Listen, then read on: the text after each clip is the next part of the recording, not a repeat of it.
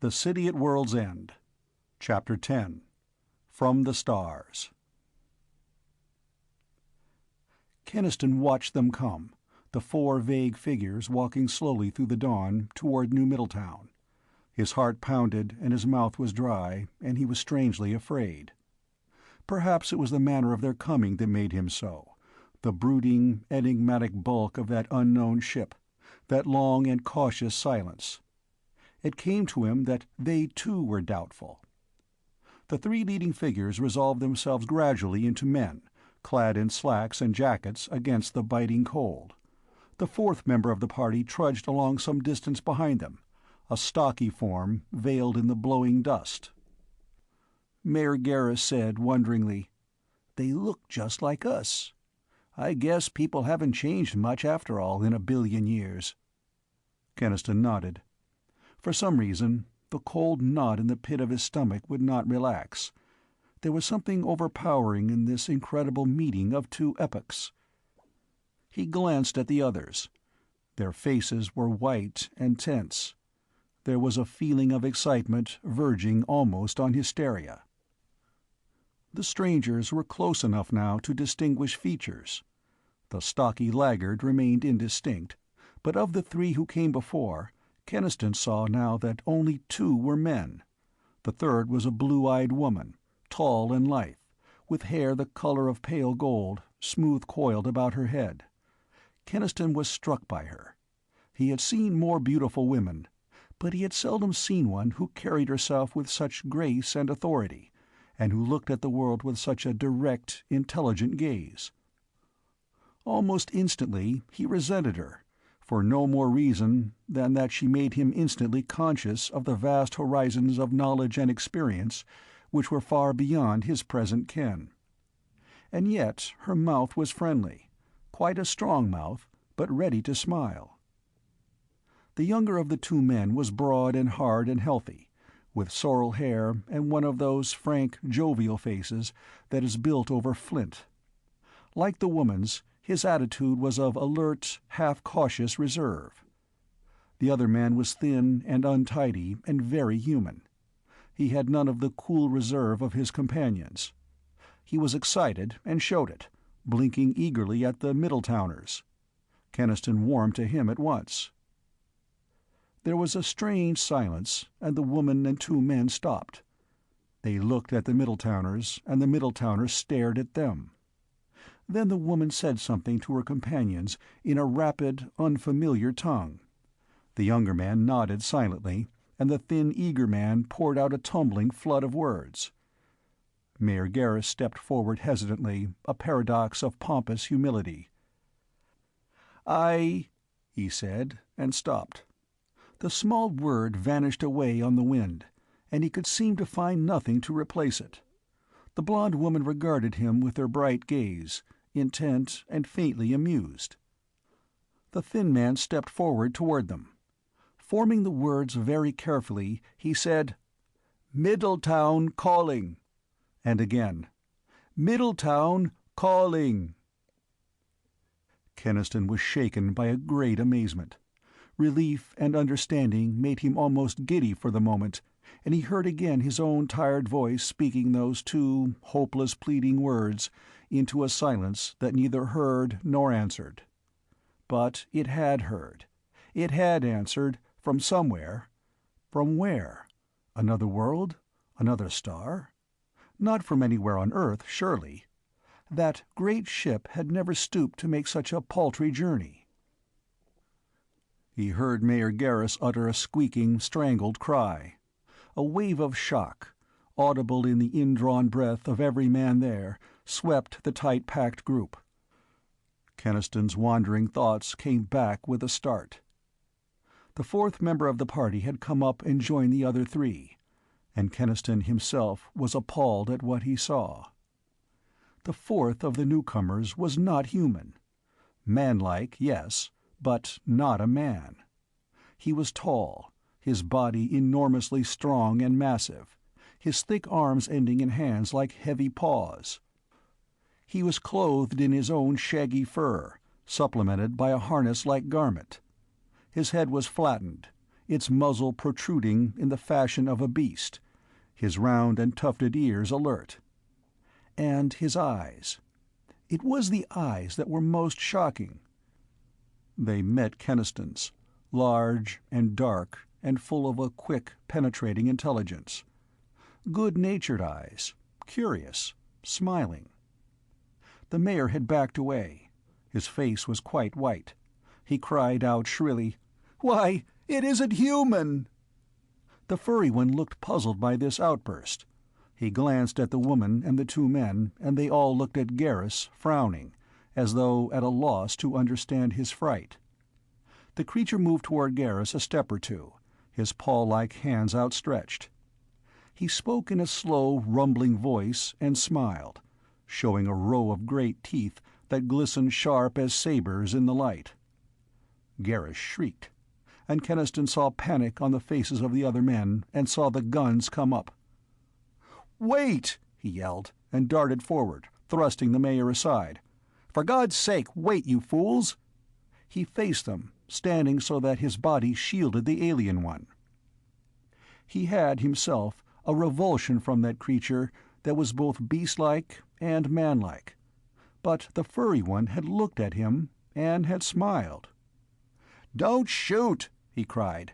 "It's intelligent! It's one of them!" "Stand aside, Keniston!" shouted the mayor, his voice high with panic. "The brute looks dangerous!" The guns he faced swung sharply away from Keniston. He turned and saw that the four newcomers had suddenly stepped a little to one side.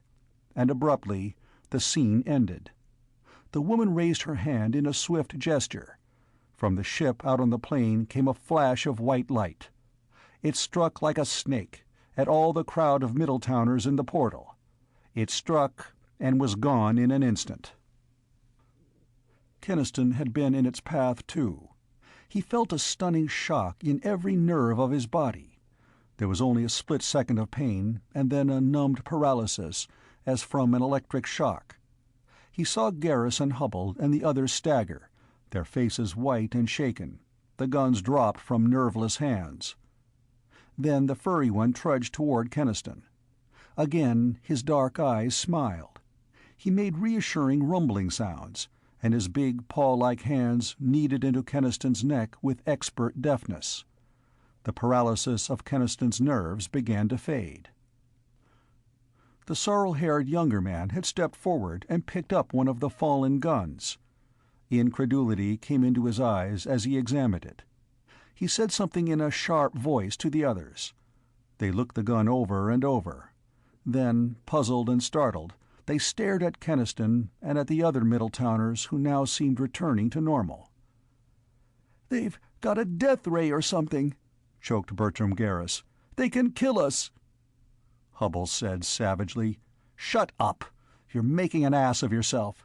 That weapon was only a non-lethal means of defense that you forced them to use." The woman called excitedly to the furry one. "Gore Hall!" It was, obviously, his name. And Gore Hall rejoined the other three. He, too, uttered sounds of bewilderment as he looked at the gun. Keniston spoke to Hubbell, ignoring Garrus and the dazed police. "I think they've just begun to suspect where we came from." The excitement of the four newcomers was obvious. It was the woman, Keniston noticed, who first recovered from that bewilderment. She spoke quickly to the thin blinking man, the one who had so happily repeated, "Middletown calling." From her repeated use of the name, Keniston guessed the man was called Piers Eglin. And Piers Eglin looked the most staggered of all the four, and the most joyful. He came back to Keniston. He almost devoured him with those blinking eyes. "Middletown," he said, and then, after a moment, "Friends." Keniston seized on that. "Friends? Then you speak English?" The word English set Piers Eglin off into a new paroxysm of excitement. He began to babble to the others, but the woman cut him short. He swung back to Keniston. "English language," he almost panted. "You speak English language." Keniston simply nodded. A look of awe crept into Piers Eglin's blinking eyes as he asked, "Who? No," he began again. "Where do you come from?" "From the past," Keniston answered, and felt the full unreality of it as he said it. "From far in the past." "How far?" Keniston realized that 20th century dates would mean little after all these epochs. He thought for a moment. Then he said, "Very far in the past. In our lifetime, atomic power was first released." "So far," whispered Piers Eglin numbly. "But how? How?" Keniston shrugged helplessly. "There was an atomic explosion over our city. We found our whole city in this age. That's all." The thin man feverishly translated for the others. The woman showed deep interest. But it was Gore Hall, the furry one, who made the longest comment in his rumbling voice. Piers Eglin swung back to Keniston, but Keniston stemmed the other's eager questions by a question of his own. "Where do you come from?" The thin one pointed up at the dawn-lit sky. "From—" He seemed trying to remember the ancient name. Then, "From Vega." It was Keniston's turn to be staggered. "But you're Earthmen!" He pointed to Gore Hall's furry figure. "And what about him?" Again Piers Eglin seemed to search his memory for a name. Then he said it. "Capella. Gore Hall is from Capella." There was a silence in which the four looked at the men of Middletown. Keniston's mind was a chaotic whirl, out of which one thing stood clear. The televisor radio of this domed city had indeed been far outside his comprehension. That radio had been designed for interstellar distances. That was where the call had gone, and whence it had been answered. From Vega, from Capella, from the stars. "But you speak our old language!" he cried incredulously. Piers Eglin stumblingly explained, "I am an historian, specializing in the pre-atomic Earth civilization. I learned its language from the old records. That is why I asked to leave to accompany this party to Earth." The woman interrupted. She was shivering a little, and she spoke now in a low, rapid voice. Piers Eglin told them, "She is Varn Allen, the administrator of this sector. Here," nodding to the sorrel-haired younger man, "is Norden Lund, the sub-administrator." The words were hard for him to remember, harder still to shape. He added, "Varn Allen asks that we talk inside the city, where it is not so cold." Keniston had guessed that the woman held authority in the group. He was not surprised. Her vibrant forcefulness was striking. Mayor Garris, who was half frozen himself, was only too happy to accede to that request. He turned toward the portal, behind which all the thousands of New Middletown were being held with difficulty. Their masked faces showed as a pale blur through the glass of the dome. "Make way there!" Garris ordered, in his most important tone. He gestured at the sweating guardsmen and police who held the line. "Clear away there now, we're coming in." He raised his voice, speaking to the people beyond. "Stand back, will you? Everything's fine. The other people have come at last, and they want to see our city. So let them through! Let them through!" The crowd, with painful reluctance, made a narrow lane through itself, which was widened by the efforts of the guardsmen. Leading the way for the Starfolk, the mayor's dignity was somewhat injured by the uneasiness that caused him to skip hastily ahead with nervous backward glances at Gore Hall's towering figure. But he kept up his jovial front as leader of his people, shouting to them that all was well, that there was nothing to fear, and begging them to keep back and refrain from pushing. Varn Allen was the first one to follow Garris through the portal. She hesitated just an instant, as she and the jostling eager crowd caught sight of one another, and the crowd sent up a wild-throated roar of cheering that shook the dome. Behind her, Norden Lund grinned and shook his head, as a man might at the bad manners of children.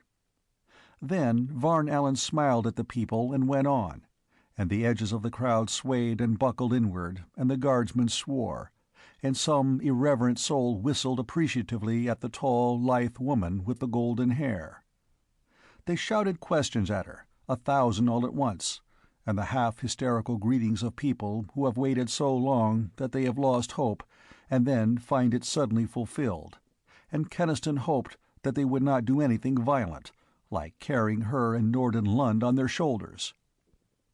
He went in right beside Gore Hall. The people had not seen him yet, except as a vague, dark figure beyond the wall of curving glass. When they did, their voice dropped dead still for a moment, and then took up again on a rising note of incredulity and alarm. Women who had shoved and clawed to get in the first row now tried to scramble back out of harm's way, and the edges of the crowd drew sharply apart. Keniston walked close to the big furry Capellan, his hand resting on one mighty shoulder to show the crowd that they had nothing to fear, and the people stared and stared. "What the devil is it? A pet? Look, it's got clothes on. Don't tell me it's one of them." "Keep it away from me! It's showing its teeth!" Keniston shouted explanations, and under his palm the dark, thick fur was hot and alien, and he was almost as much afraid of Gore Hall as they were. And then, from out of the crowd, a tiny girl came toddling directly into their path. Her eyes shining with childish glee, she ran toward Gore Hall's mighty furry form. "Teddy bear!" she shrieked joyfully. "Teddy bear!" And she flung her arms around his leg. Gore Hall uttered a rumbling laugh. He reached down with his great paw to pat her head, and other children came running, breaking away from fearful mothers, clustering eagerly around the big Capellan as he trudged along. The little girl he hoisted to his shoulder, and she rode there clinging to his ears, and after that it was impossible for anyone to fear him. The tension of the crowd relaxed, and they grinned at each other and laughed. "Sure, it's a pet! Hey, how do you like that? Walking on his hind legs just like a man. Smart, ain't he? Why, you'd almost think he was trying to talk."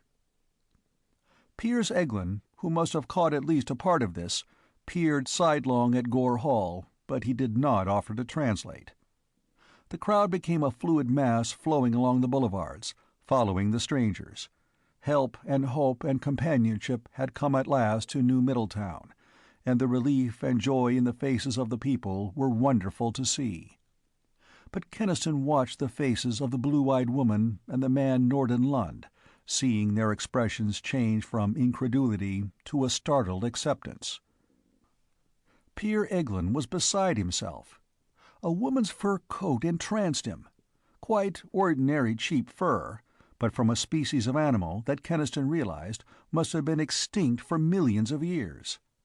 Cloth and leather became treasures unimaginable in his eyes. He talked incessantly, feverishly, pointing out this wonder and that to his companions, lapsing occasionally into his painful English to ask Keniston some questions. And when he saw an automobile, he became perfectly hysterical with excitement. The automobile was of interest to them all. Varn Allen and Norden Lund stopped to examine it, and Gore Hall, gently disengaging himself from his burden of children, joined them. The furry one's quick eye apparently divined where the motive power was hidden away, and he made signs to Keniston that he wanted to see inside. Keniston lifted the hood. Immediately, all four bent over to inspect the motor, and the crowd of Middletowners laughed to see the big, tame pet animal imitating its masters. The starfolk talked, in their swift, unfamiliar tongue, and Norden Lund pointed to the engine assembly with the same half-mocking wonder that a man of Keniston's day might have felt toward an ox-cart. Gore Hall spoke to Piers Eglin, and the little man turned to Keniston. "So beautiful, so primitive," he whispered, and clasped his hands. "They ask you make it—" He was stumped for a word, but Keniston got his meaning. The keys were in the lock. He started the motor. Gore Hall was fascinated. There was a good bit of talking, and then the last cupful of gas in the tank ran out, and the motor died. The Star folk looked at each other and nodded and went on. Mayor Garrus was now in his finest form. He had lost his terror of Gore Hall in his pride and his excitement. He showed the strangers from the stars the means by which New Middletown had been made livable. He babbled about its government, its schools and courts, the distribution of food. How much of it the strangers got through Peer Eglin's stumbling translations, Keniston could not know, but an unreasoning resentment was growing in him. For he and all the folk of Middletown shared Garrus' pride. They had had a hard time, and they had taken this alien city, and with their own hands and ingenuity, they had made a functioning, decent habitation out of it, and they were proud of that. And all the while they were being proud, the strangers peered at the gasoline pumps and the improvised water system and the precious electric lights that had cost such labor, and were appalled at the crudity and ignorance of these things. They did not need to say so. It was plain in their faces. Presently they stopped and conferred at some length among themselves. Evidently they reached a decision, for Piers Eglin turned and spoke. "We have seen enough for this time," he said. "Later," and here he trembled with eagerness and his eyes shone moistly, like a hound's, "later we will wish to see the old city, which you say still stands. But now Varn Allen says we will return to the ship to report what we have found to Government Center." "Listen," said Keniston urgently. "We need help. We need power, and our fuel is running low." Hubble, who had been nearby through all the visit of the strangers, nodded and said, "If you could start up some of the atomic generators here." Piers Eglin turned at once to consult Varn Allen, who glanced at Keniston and Hubble and nodded. Piers Eglin said, "Of course. She says you should be made as comfortable as possible while you are still here. The crew of the Thanos will help. We will work under Gore Hall, who is our chief atomic technician." The mayor gasped. "That furry brute a technician?" Piers Eglin cleared his throat. "There will be others among the crew. They will be strange to you, but they are also friends. You had better assure your people." Garrus gulped and said, "I'll attend to it. I will act as, yes, interpreter. And now there is much to be done. I will return shortly, with the crew and the necessary, objects." The Star folk left then, going back as they had come, through the portal and out across the dusty plain. And as they went, Mayor Garrus gave the news to the crowd. Power, more water, more lights, perhaps even heat. The wild, jubilant cheering startled the still heights of the towers, and the dome rang with it, and underneath that cry of joy, Hubble said to Keniston, "What did he mean, 'while we were still here'?" Keniston shook his head. A cold doubt was in him, almost a foreboding, and it was based on nothing that had been said or done, but simply on the realization of the abyss that separated the civilization of old Middletown from civilization that had gone out among the stars so far and so long ago that Earth was almost forgotten. He wondered how well those two incredibly disparate cultures were going to understand each other. He stood for a long while, wondering, watching the crowd disperse, and even the thought that soon the big generators would be humming again could not dispel his worry. End of Chapter 10.